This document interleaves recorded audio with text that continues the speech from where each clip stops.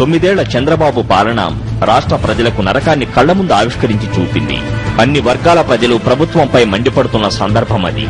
ఆ తరుణంలోనే ప్రజా ప్రస్థానం కొనసాగించారు వైఎస్ఆర్.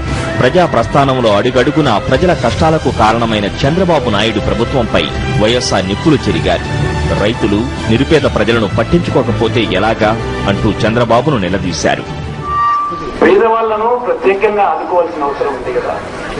గడచిన 7 సంవత్సరాలుగా ఈ రాష్ట్రంలో ఒక్క పేదవాడికి ఒక్క బియ్యం కార్డు కూడా ఇవ్వని సిగ్గుమాలిన ప్రభుత్వం ఈ రాష్ట్రంలో ప్రస్తుతం బియ్యం కార్డు ఉన్నా ₹2 కిలో బియ్యం 5.5 అయింది. ఇక బియ్యం కార్డు లేకపోతే నూకల బియ్యం కూడా ₹9, ₹10. ఎక్కడి నుంచి మనం కొనాలి? ఎక్కడ మన పిల్లలను పోషించుకోవాలి?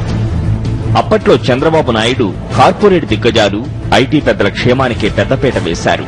రైతులు, బడుగు బలహీన వర్గాల సంక్షేమాన్ని పక్కన పెట్టారు.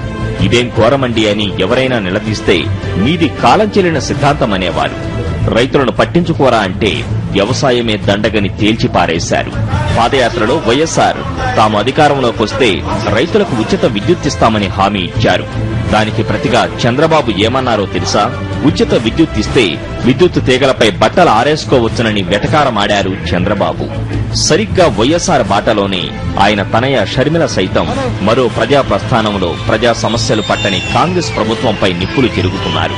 కాకపోతే అప్పుడు వైఎస్ కేవలం తెలుగుదేశం ప్రభుత్వంపైనే విమర్శలు ఎక్కుపెట్టారు.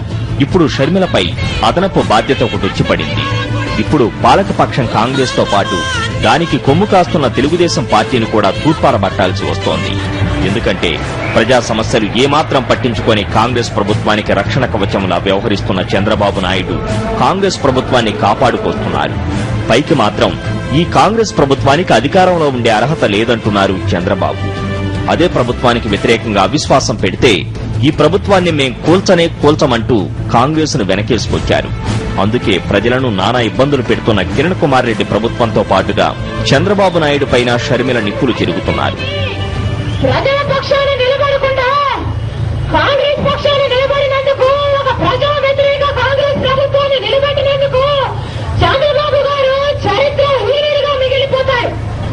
రాష్ట్రంలో ఇప్పుడు ప్రజల తరఫున పోరాడుతున్న ప్రధాన ప్రతిపక్షంగా వైఎస్ఆర్ కాంగ్రెస్ పార్టీ అవతరించింది. అందుకే జనం షర్మిల మరో ప్రజా ప్రస్థానంలో వైఎస్ఆర్ కాంగ్రెస్ కు నీరాజనాలు పలుకుతున్నారు.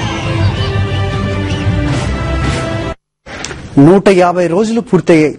2000 కిలోమీటర్ల మైలురాయి దాటిపోయింది. 10 జిల్లాల్లో 68 నియోజకవర్గాల మీదుగా మరో ప్రజా ప్రస్థానం సాగిపోయింది. వేలాది మంది జన నీరాజనాలు స్వీకరిస్తూ, లక్షలాది మంది కష్టాలు ఆరా తీస్తూ, కోట్లాది హృదయాల్లో కొత్త ఆశలు చిగురింపజేస్తూ షర్మిల ప్రస్థానం దూసుకుపోతూనే ఉంది.